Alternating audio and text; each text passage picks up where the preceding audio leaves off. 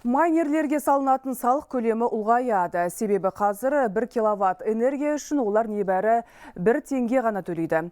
Бірақ бірнеше облыс тұтынатын электр энергияны жаратып отыр. Ал олардың қызметінен айтарлықтай пайда жоқ. Өнім шығармайды. Жұмыс орындарын ашпайды. Криптовалютадан айтарлықтай түсім түспейді. Қасым-Жомарт Тоқаев қордаланған мәселені көтерді. Айтып қана қоймай, тиісті қызмет түрімен айналысатын барлық фирманы 15 наурызға дейін тексеруді тапсырды. Қаржылық мониторинг агенттігі салық, кеден түсімдері мен келісімшарттарды бүге-шүгесіне дейін қарап шығу керек. Ал үкімет қысқа мерзімде олардың жұмысын реттеуге міндетті.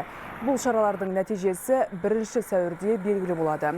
Сондай-ақ президент энергетикалық қауіпсіздік мәселесін шұғыл шешуді жүктеді. Атом электр станциясы болмаса, экономикамыз құрдымға кетеді.